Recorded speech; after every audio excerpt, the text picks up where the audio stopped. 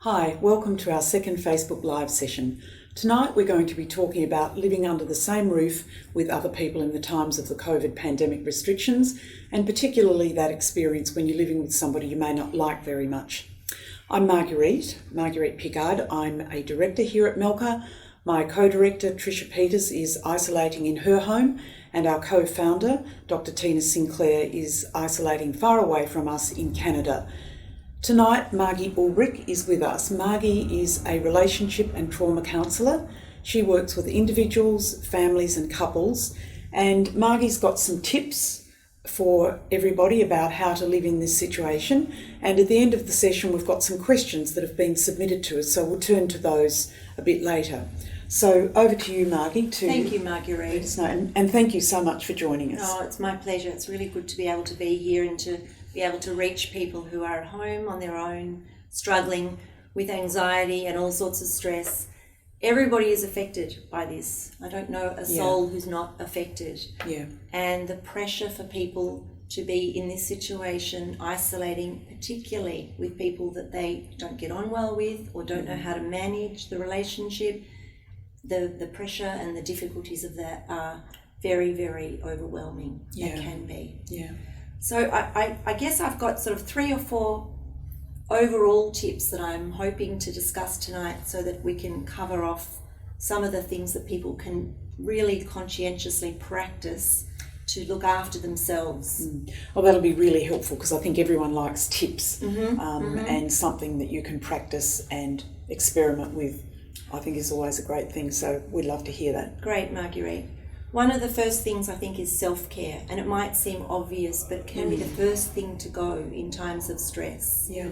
Managing to have a priority for yourself, even though you've got children, partner, other demands, maybe, trying to look after work demands and working from home with young children, to really look after you. And the reason that's so important is that if we focus on ourselves, it's something we can actually have an impact on. That's a really good point. We can really do things like look after our diet, look after our exercise routine. These things seem really basic, but they make a difference. Yoga online, accessing the internet and support from what we can do, even though we're still isolating at home. Yeah. And it's amazing, isn't it, now, what's online? Absolutely. The yoga and gym classes and apps galore. Absolutely. And that reminds me of social connection online. There's not only yoga and Pilates and gym and courses that people can be doing if they're so inclined, but to connect with friends via Zoom, via the apps that are available is a really important thing to reduce that sense of isolation. Yeah. So that's my first one, talking about looking after yourself, talking about taking space for you, managing your basic needs. Yeah. I think it comes back to that for all of us at this stage. Yeah. The next thing is conflict. Yeah. So when we're in conflict with somebody, either we're not talking to them or we can't stand them or they're not talking to us or there's anger or there's emotional issues, it can be very, very tricky. Yeah. And so knowing how to take space, manage to have some distance, to not escalate conflict, not provoke it. These are kinds of things that we can be aware of if we focus again on ourselves, to be really conscious of how can I keep myself calm, how can I be mindful, pause, breathe. Some of those things, even though my partner might be really difficult, might seem like the most impossible person in the world.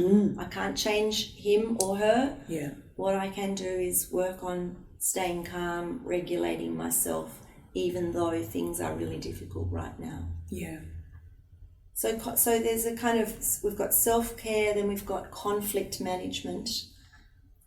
And the other thing I wanted to talk about today was, I had a couple of others and that's right. Could I just ask you to wind back to the conflict management and stopping things from escalating by your own behaviour? So could you give an example of how somebody might respond or not respond if the other person that they're living with is starting to escalate or the conflict seems to be growing when maybe you can't actually physically leave the building? Absolutely, Marguerite. It's very, very tricky. One thing we didn't say at the beginning of this is that we are actually not talking about situations of family violence. We are not giving tips here to manage those situations. And all of the facilities and services from the state government are still available for people that are in those kinds of more dangerous situations. Yeah, I think that's a really important point to make, that police are still available, that the court system is still available even though it looks different, and that even though almost every law firm in town has its doors closed, they're still available to assist people, and I think that's a really important point for us to make tonight. Absolutely, we can't underestimate the fact that people need to know that there is still support if they are in those kinds of really difficult situations. Sure. If we're talking about the more kind of everyday conflict of relationships, you know, the anxiety, the avoidance strategies, the things where our dynamic, our attachment strategies are kind of amping up, we might be more likely to pursue or more likely to shut down and to distance. They're the kinds of things where it's helpful to know how to set boundaries, how to soothe our own anxiety so that we don't inadvertently dump our anxiety onto our partner and make them want to shut down and run a mile, and vice versa. If we're feeling the anxiety of our partner coming towards us, to be able to soothe ourselves, say, hang on a minute, I just need a moment to think about what you're saying here. Would you mind giving me a second even to go? I'm going to go into the bedroom, bathroom, kitchen. I'm going to make a cup of tea, but I'll come back to you.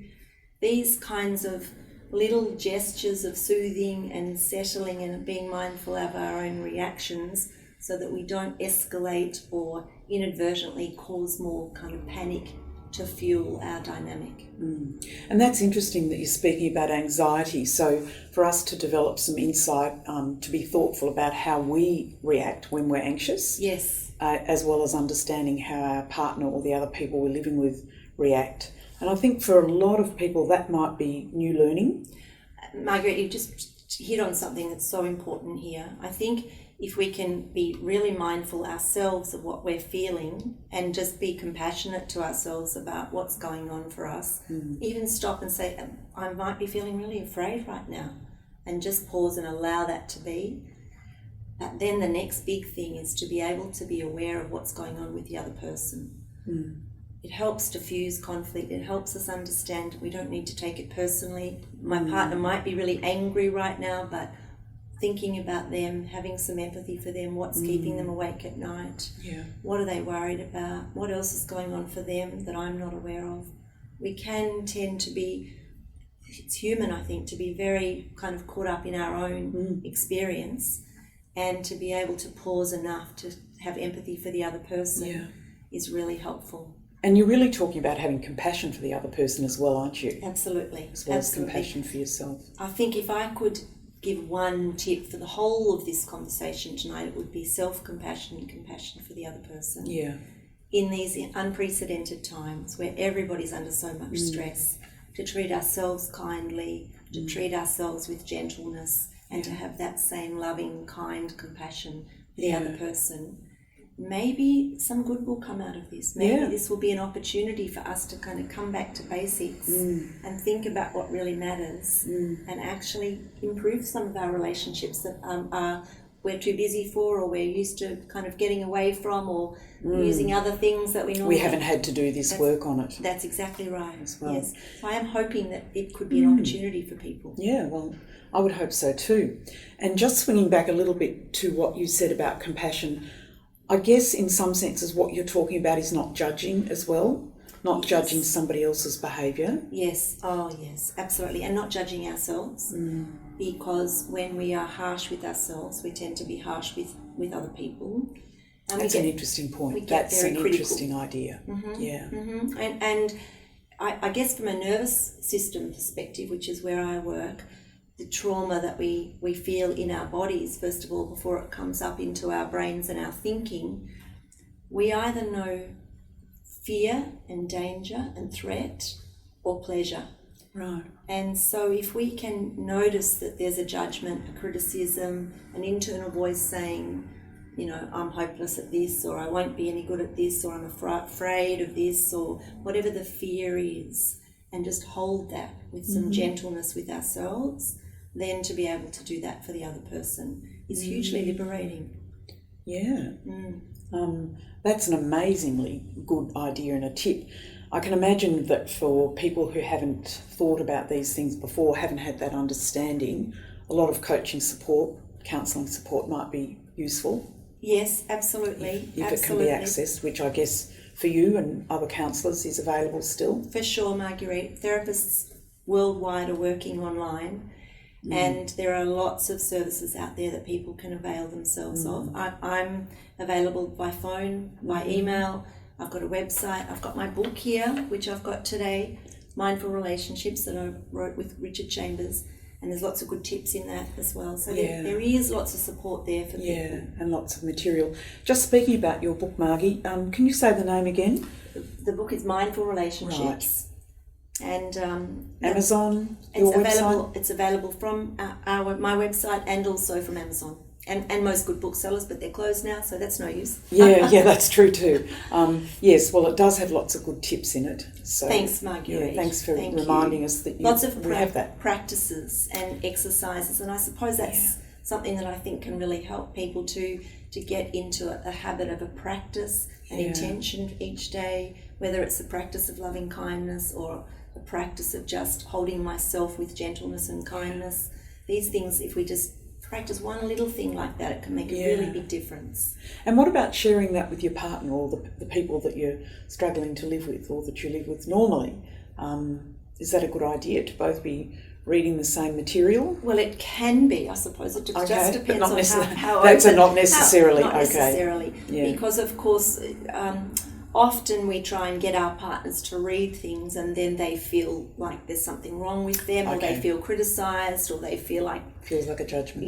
Yeah. So even the very suggestion of you should read this book can come across as being very, very demeaning. Okay. And so they're the kinds of dynamics that we can become aware of, which once we're more aware of the effect of our own behaviour, thinking, words, all of the emotional component that goes up, then that makes a big difference to actually increasing awareness all round, I think. Great thoughts, Margie. Thanks for sharing them with us. Oh, pleasure, Marguerite. I think you said you had a couple of other tips, but if not, we certainly have a number of questions. But sure. I think you do have some more tips. Is that right? I do have a couple more here. I'm just referring to my notes here to remind myself. One of the things I wanted to talk about was boundaries. And if we get into a conflict situation, to really know how to put a hand up and say, stop. If you're going to yell at me or if you're going to speak like this, I'm going to walk away. But I really want to hear what you've got to say, but not when you're yelling at me like this. Right. That's having healthy boundaries and being able to actually work out, what do I want from this situation? What is it that I'm really trying to get out of this conversation right now is really important. And everyone has to work harder because we have to live together. We are, many of us, stuck together. Absolutely. What else did I have written down here? So a sense of humour. Oh, okay. Right. Okay. It can make a really, really big difference. You might want to kill your partner, but making a joke about it and then sort of understanding they might want to kill you as well in the moment. That we're human. We do. Relationships are hard and they're perhaps even more difficult right now.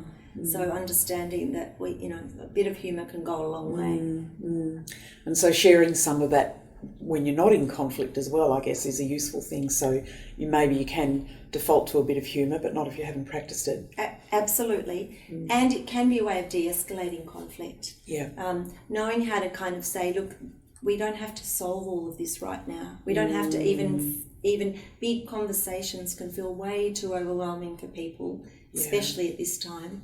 So we could just agree to disagree or to just say that little bit of that conversation we had, that's enough. Let's just leave that there right now. Okay. And that can be difficult to do. So that's a good thing to practice, isn't it? It can be really difficult to do, and a sense of humour in that can be really helpful, like making a joke, a distraction. Again, that can have some negative impacts because people can get offended about that. But just being aware enough to be able to kind of say, let's move away from this right now. It's not going to go anywhere. Yeah, I think that's a really, really good tip. Yeah, thanks, Marguerite. So, Margie, we do have some questions, and I'm wondering if you could respond to them. So the first question that has come in is from a person who has said, my wife and I have been married for a long time. Our kids have grown up. I'm not sure I can face the next 6 months at close quarters with her. Should I tell her I want to leave now, or should I wait it out? Terribly, terribly difficult situation, Marguerite. I don't see my role as a counsellor to tell anybody what to do. However, I would like to say, given these exceptional circumstances, perhaps giving yourself permission not to make a decision right now might be the most useful thing. Okay. And I've got some other thoughts about it.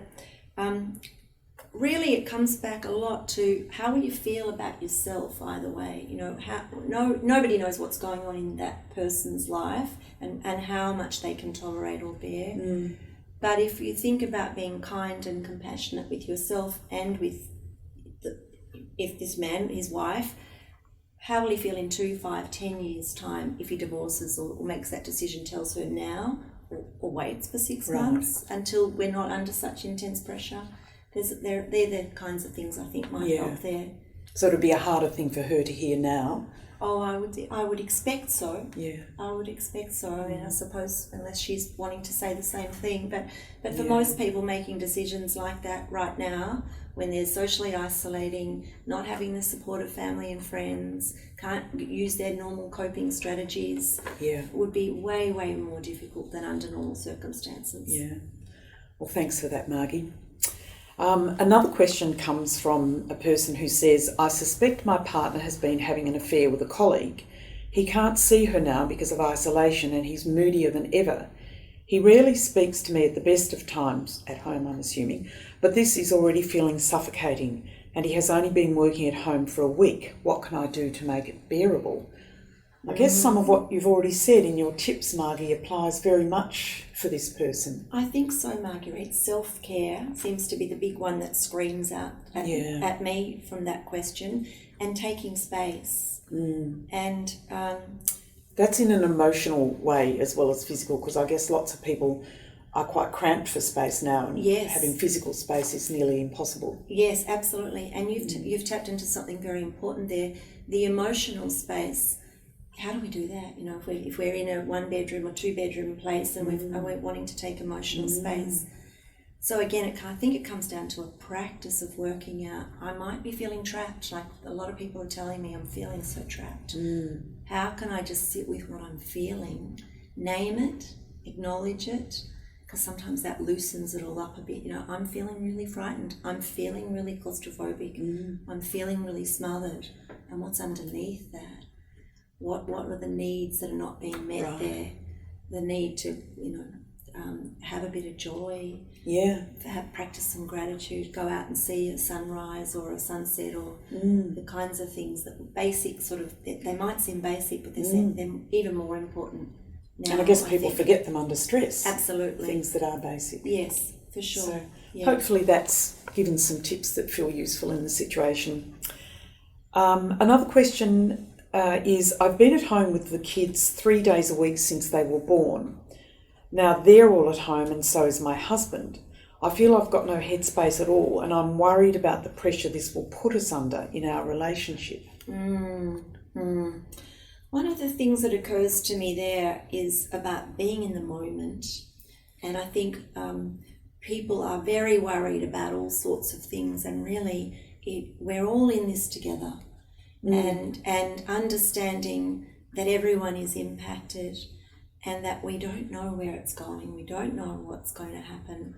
So if we can slow things down enough to just be moment by moment, even day by day, to be able to slow things down. And that's an interesting point you say about us all being in this together, because whatever we're experiencing, we're not going to be alone in that. Whereas I think often those heightened emotions feel very isolating. We do feel very alone, but understanding that the whole world is in this Yes. might bring some comfort. Absolutely. And another tip there, Marguerite, is routine, I think. Okay. And that can be difficult. It can be really difficult, but working on it, even writing in a journal or diarising, to write down just one thing I'd like to do in terms of my routine for today. Right. Or savouring, something small like enjoying my morning cup of tea, or getting up a bit earlier than the rest of the family so I've got a bit of quiet time, meditation. So the list of small things you can tick off at the end of the day. Yes. What were once small achievements might now look a bit different. Absolutely. Yeah. Absolutely. And I think we've got time for one more question. Right, lovely. Which is, I have to work from home now. Our house is cramped and I have to work in the middle of chaos. I feel sorry for my wife, but I really need her and the kids not to be around me so much. It seems like a hard thing to ask, but I have to, and I want to do it nicely. Any tips? Gosh, that sounds like a really difficult situation. It absolutely does, Marguerite. So again, using some of the things we've talked about already, kindness and compassion, I think that one of the nicest ways to do this is to take time to think about being calm and saying to my partner, what would help you during this difficult time? How can I support you? Yeah. So giving your partner something. Yes, and doing that almost before you say, this is what I need. Right. If you've got to have a difficult conversation that you feel like it might be hard to hear, finding the common ground, finding the soothing, connecting parts that we can talk about first. That's a really good before idea. the difficulty. Yeah. And then even framing it up so that I don't want you to take this personally. I don't want you to be upset by this. I say this in love even. Something like that. Words like that where we could sort of say, but I have this need here. Can we talk about what's going to make it work for me? Yeah. But I also want to hear how that's going to impact you. How can we make it work for you as well? Yeah. And one of the things that strikes me when I read that question is that this person is under a lot of pressure.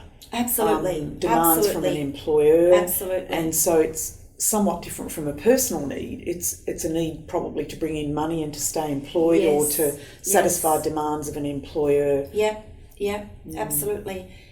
And sometimes if my partner's very much overwhelmed, they can't even keep that in mind. It's hard for us to often think about the pressures that our partners are under when we're under pressure ourselves. Yeah, I think that's a really good point. Yeah. It's kind of hard to live another person's life step by step through the day, isn't it? Yes, absolutely.